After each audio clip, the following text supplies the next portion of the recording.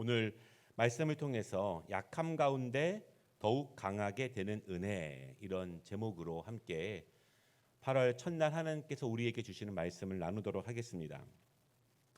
굉장히 더운 여름이죠. 최소한 한 달은 더 이러한 무더위 때문에 고생을 해야 될 것 같습니다.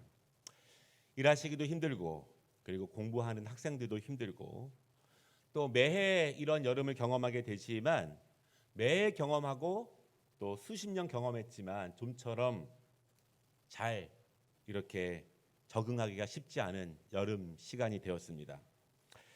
아시는 것처럼 코로나19는 좀처럼 나아질 기미가 보이지 않고요. 우리가 언제 다시 대면 예배를 드릴 수 있을지, 언제 여름 성경학교를 할 수 있고 수련회를 갈 수 있고 또 크리스마스 때 함께 찬양을 하며 연극을 할 수 있을지 약간의 미지수가 된 것이죠. 휴가를 가기도 조금 부담스럽고요. 그리고 또한 친구들과 함께 즐겁게 교제할 수 있는 시간을 이제는 점점 잊어버리게 되고 언제 다시 할 수 있을까, 이런 생각도 계속하게 됩니다. 이런 모습 가운데 개인적으로도 연약해지기 쉽고 또 가정적으로 그리고 교회도 힘든 시간을 맞이하게 됩니다. 전 세계 자체가, 지구 공동체 자체가 역사상 유례 없는 그런 연약한 시간을 경험하고 있습니다. 그럼에도 불구하고 우리는 신앙을 가지고 있는 사람들이기 때문에 우리는 하나님의 섭리와 하나님의 큰 뜻을 믿고 있는 믿음을 가진 사람들이기 때문에 연약하다고 해서 그냥 있을 수는 없습니다. 이 연약하고 힘들고 어두운 시기에도 우리는 기도하면서 하나님의 뜻을 구합니다. 주여, 이렇게 깜깜하고 아무것도 할 수 없는 시기에 내가 할 수 있는 것이 무엇이겠습니까? 우리 믿음의 사람들이 그래도 작은 목소리로 작은 힘으로 할 수 있는 것이 무엇이겠습니까? 우리는 이렇게 기도하며 하나님의 은혜를 구합니다. 바라기는 크게 변하지는 않겠지만 그럼에도 불구하고 이러한 기도 가운데 우리 안에 있었던 걱정과 염려와 답답함들, 그것이 조금씩이라도 평안함과 안정됨과 여유로움으로 바뀔 수 있는 시간이 되기를, 그렇게 조금씩 움직일 수 있는 8월이 되시기를 주님의 이름으로 축복합니다. 우리가 이사야서 말씀을 함께 나누고 있는데요. 사실은 오늘 말씀은 우리가 고난주간이라든가 부활절 그리고 특별한 시간에 자주 나눌 수 있는 말씀이지만 이 말씀을 우리가 8월 첫날에 함께 나누고 있습니다. 그러나 굉장히 의미 있는 말씀인 것 같아요. 지금처럼 힘들고 어렵고 연약하고 절망스러운 시기에 하나님께서 이 말씀을 우리에게 주신 이유가 있다고 생각을 합니다. 두 가지로 함께 말씀을 나눌 것입니다.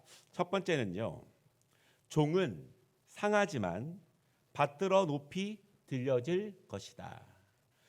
종입니다. 종은 먼저 상하지만 받들어 높이 들려질 것이다. 오늘 이사야는요, 궁극적으로 이스라엘을 구원할 메시아에 대한 예언의 말씀을 하고 있습니다. 그 나라가 패망했습니다. 그들의 죄 때문에. 그들이 포로로 끌려갔습니다. 그들의 죄 때문에. 그들은 한없이 연약해졌습니다. 하나님의 약속과 소망과 축복의 말씀을 스스로가 저버렸기 때문에. 하나님은 그들에게 다시 구원을 약속하고 계십니다. 다시 그들을 세우실 것이고 다시 강건하게 인도할 것이라고 말씀하고 있고 그 약속을 이사야에게 주고 있습니다. 그런데 오늘 이사야가 받은 말씀을 보면 능하신 하나님께서 이스라엘 백성들을 건져줄 것인데 그 하나님은 그들이 생각하는 것처럼 어떤 슈퍼맨처럼 오시지 않는다는 것이에요. 이스라엘 백성들이 간절히 기다리는 메시아, 구원자, 그분을 이사야가 소개하기를 어떤 강하고 능하고 처음부터 멋진 모습으로 짠하고 등장하지 않으실 것이라고 이사야가 예언을 하고 있습니다. 그럼 이사야는 그들을 절망 가운데 포로 가운데 구원하실 그분을 어떻게 소개하고 있는가? 그 이사야의 소개가 지금 우리에게도 굉장히 중요해요. 우리에게도 분명한 은혜가 되며 우리에게도 일하실 메시아 구원자의 모습일 것입니다. 지금 나를 구원하실 분, 지금 우리의 가정을 건져 주실 분, 지금 내가 원하고 바라는 것들을 이루어 주실 그분은 나에게 슈퍼맨처럼 다가오시는 것이 아니라는 말씀입니다. 이사야는 뭐라고 설명합니까? 13절에 보니까요. 보라, 내 종이 형통하리니 받들어 높이 들려서 지극히 존귀하게 되리라, 이렇게 말씀하고 있습니다. 하나님의 아들 메시아께서 궁극적으로 우리에게 보이실 모습이에요. 이스라엘의 구원자의 최종적인 모습, 이스라엘 백성들의 최종적인 모습에 대해서 이렇게 약속을 하십니다. 분명히 일어날 일을 먼저 소망으로 주고 계십니다. 그런데 이 구원자는 처음부터 강하고 능하신 분으로 오시는 것이 아니에요. 14절 말씀을 보십시오. 전에는 그의 모양이 타인보다 상하였고 그의 모습이 사람들보다 상하였으므로 많은 사람이 그에 대하여 놀랐거니와. 나를 건져주실 분, 나를 건져주셔야만 하는 분, 정말 나를 인도해 주셔야만 하는 분, 지금 나를 도와주셔야만 하는 그분, 우리를 끌어올려 주셔야만 하는 그분은 연약한 모습으로 우리 가운데 오셨습니다. 아니, 연약함을 넘어서 상한 모습으로 이 땅 가운데 오신 거예요. 그래서 사람들이 예수님을 알아보지 못한 것입니다. 그래서 그분을 무시합니다.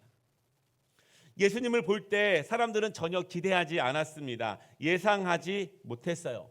꿈에도 생각하지 못했습니다. 저렇게 연약한 사람이, 저렇게 상한 사람이 메시아일 리가 없다. 구원할 수가 없다. 저렇게 연약한 사람이 강건해질 수 없다. 이렇게 사람들은 생각했습니다. 그렇지만 이것이 하나님께서 일하시는 방법입니다. 하나님은요, 신으로만 존재하시는 분이 아니에요. 인간의 고통과 인간의 삶의 곤고함을 전혀 알 수 없는, 그저 하늘에만 계시는 그런 분이 아니라는 것입니다. 하나님은 친히 인간의 연약함을 경험하셨고 인간의 고난과 고통과 슬픔과 공고함을 친히 경험하셨어요. 그래야만 인간을 진심으로 위로하실 수 있습니다. 그래야만 우리의 진정한 친구가 될 수 있어요. 하늘에 계셔서 전혀 경험하지 못한 전능자가 그래 내가 네 마음을 알아, 네 고통을 알아, 네 슬픔을 알아, 너의 눈물을 닦아줄 거야, 이렇게 말씀하시는 것이 아니라 하나님은 친히 인간 가운데 오셔서 우리의 상함과 연약함과 고난을 모두 다 가장 깊이 경험하셨습니다. 그래서 그분은 우리를 위로하실 수 있고 우리의 진정한 친구가 되어주실 수 있고 우리의 고통 가운데 슬픔 가운데 나와 함께 위로하시면서 우리를 강건함으로 인도해 주실 수 있는 분입니다. 이것이 하나님이 일하시는 방법이에요.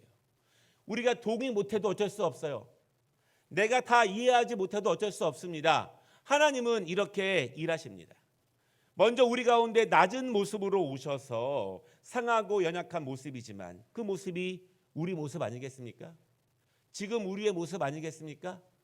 지금 우리의 모습으로 오셔서 그 가운데서 우리와 동행하시고 우리를 형통함으로 받들어 올려지도록 인도하십니다.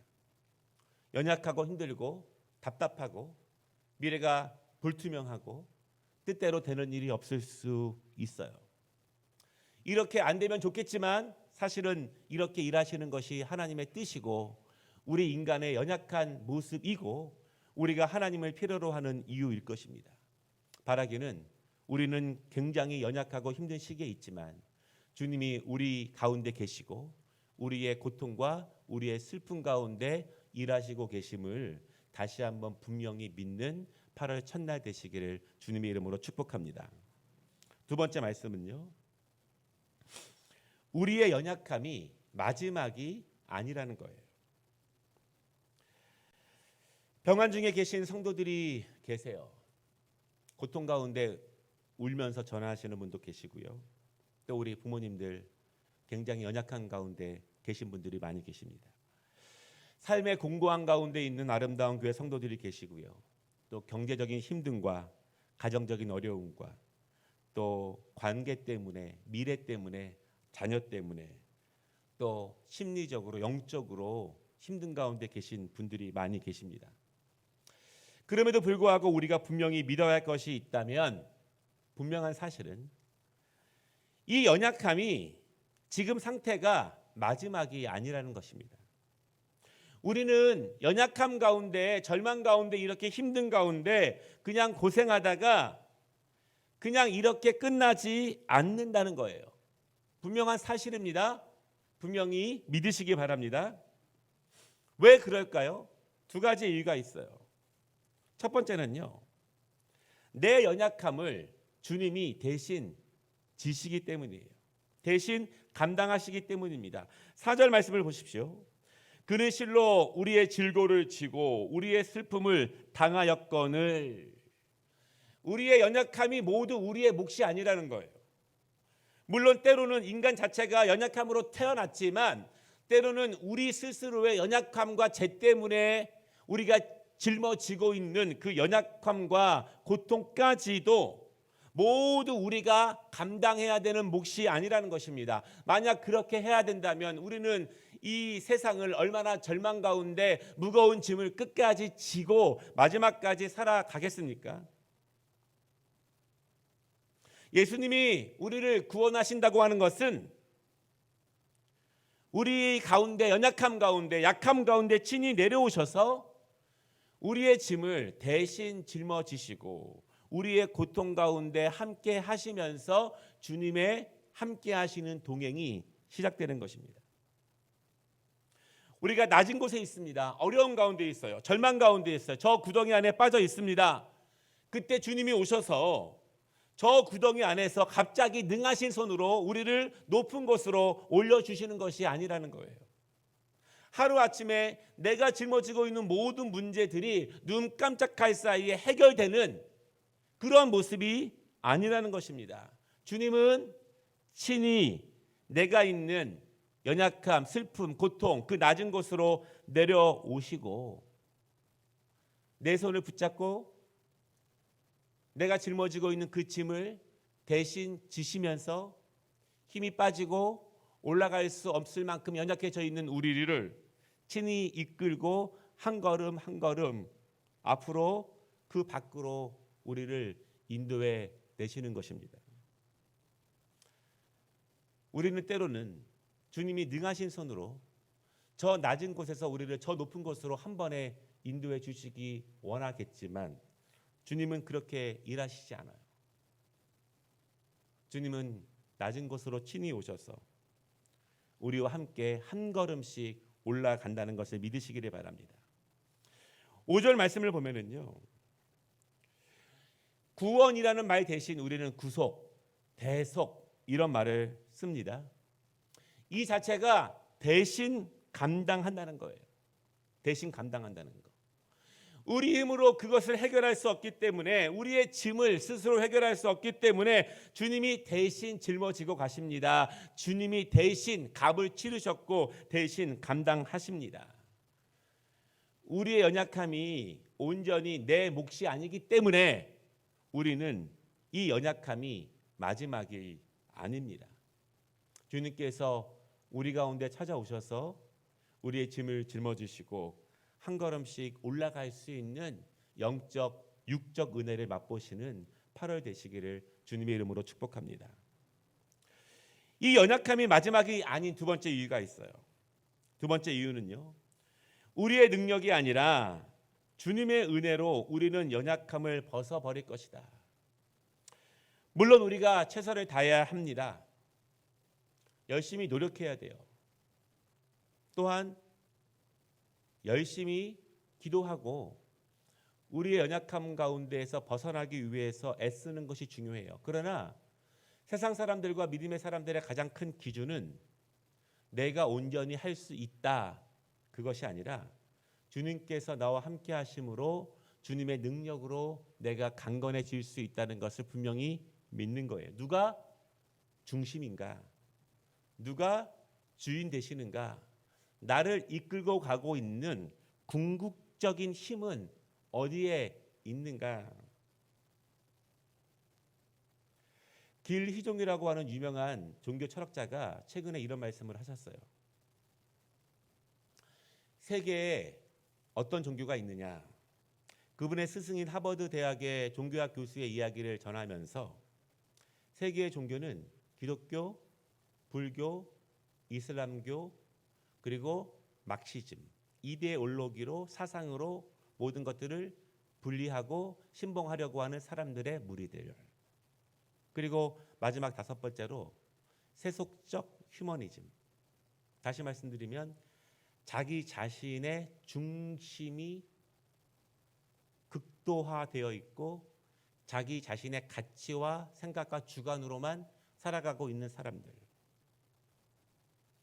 사실은 죄송한 말이지만 우리가 복음을 전하고 전도를 할 때 불교나 이슬람교나 타 종교 때문에 복음 전파가 힘든 것이 아니라 이러한 세상적인 사상으로 가득 차 있고 신봉하고 있는 그런 이데올로기로 가득 찬 사람들과 자기 자신과 인간의 가장 본연의 본질을 우선시하는 사람들 때문에 하나님을 받아들이는 것이 어려울 때가 훨씬 더 많다는 것을 우리는 알게 됩니다. 굉장히 중요한 깨달음이었어요, 저에게도. 오늘 6절 말씀을 보면은요, 우리는 다 양 같다 그렇게 말합니다. 우리의 본질이에요. 자기 길이 옳다고 생각을 합니다. 곁길로 갑니다. 자기 소견에 옳은 대로 행합니다. 주님이 보여주시는 빛의 길을 잘 따라가지 않을 때가 많아요. 그러면 저주를 받아야 할까요? 그러면 그냥 그렇게 끝나야 하는 것이 마땅한가요? 그러면 행한 대로 당하는 것이 맞는가? 그것입니다. 그렇지 않아요. 절대 그렇지 않습니다. 하나님께서는 우리를 그냥 두지 않으세요. 하나님께서는 우리가 곁길로 가도록 자기 소견에 옳은 대로만 가도록 그냥 두시지 않습니다. 그렇게 끝까지 가도록 하나님은 우리를 그냥 두시지 않아요. 집 나간 둘째 아들이 실패하도록, 그래서 거리에서 망하다가 그의 삶을 마치도록, 그렇게 망가지도록 하나님은 그냥 두시지 않습니다. 비록 자기 소견에 옳은 대로 나갔지만, 자기의 실패로 인생이 실패했지만 그것이 바른 결과라고 복음은 말하지 않습니다. 성령님이 그의 안에서 일하시는 거예요. 자신의 연약함을 인정하도록, 자신의 죄를 회개할 수 있도록, 아버지의 집을 생각나게 할 수 있도록, 다시 아버지의 품으로 돌아가야 한다는 마음을 가질 수 있도록, 그 마음이 점점 강렬해질 수 있도록, 그리고 마음에서 밖으로 나와서 그의 발걸음을 아버지의 집으로 돌릴 수 있도록, 그리고 돌린 그 발걸음을 한 걸음 한 걸음 중간에 포기하지 않고 다시 아버지의 집으로 도착하도록 하나님께서 그렇게 일하시는 거예요. 둘째 아들의 온전한 그의 의지가 아니에요. 하나님이 그를 그렇게 인도하시는 것입니다. 전적인 하나님의 은혜예요. 우리는 여전히 자기 소견에 행한 대로 가고 여전히 연약한 가운데 있지만 하나님은 우리를 그냥 두시지 않는다는 것입니다. 우리를 아버지 품으로 다시 인도하신다는 거예요. 우리의 상한 것들을 어루만져 주실 것이고 아버지 품 안에서 진정한 자유와 은혜를 누릴 수 있도록 하나님께서 함께 주실 것입니다. 말씀을 마치겠습니다. 굉장히 힘든 시기이고 연약한 시기입니다. 사실 잘 언제 끝날지도 예상하지 못하겠어요. 코로나가 끝난다고 해서, 여름 더위가 끝난다고 해서 우리의 모든 무거운 짐과 고통과 아픔들이 끝나는 것은 아니겠죠. 그러나 분명히 믿기는 주님은 멀리 계시지 않습니다. 지금도 우리 가운데 계시고 내가 있는 그 낮은 자리에 오셔서 우리의 대신 짐을 짊어지시고 한 걸음씩 앞으로 나가고 계심을 믿으시기를 바랍니다. 우리가 힘든 가운데 있지만 조금이라도 나와 함께 일하시고 계시는 그 은혜를 경험하고 실감할 수 있는 그런 8월이 되시기를 주님의 이름으로 축복합니다. 기도하겠습니다. 은혜로우신 하나님 아버지, 8월 저희들과 함께 계심을 저희가 분명히 믿습니다. 올해도 대면하며 온라인으로 8월의 첫 시간을 올려드리는 하나님의 자녀들의 이 예배와 이 기도를 응답하시고, 하나님 바라기는 친히 저희 가운데 오시사 내 힘이 아닌 주님의 능력으로 우리와 함께 한 걸음 한 걸음 올라가고 있음을 저희가 믿습니다. 주님이 받들어 올려짐을 받은 것처럼 우리 또한 그렇게 됨을 분명히 믿습니다. 8월 내 삶에 함께 하시며 나와 함께 하시며 나를 위로하시고 나와 동행하시는 그 은혜를 다시 한번 진정으로 경험하며 누리는 이 8월 되어질 수 있도록 주여 축복하시고, 육체의 고통 가운데 있는 성도들, 연약한 가운데 있는 성도들 주여 불쌍히 여기시고 긍휼히 여겨 주시옵소서. 예수님의 이름으로 기도드리옵나이다. 아멘.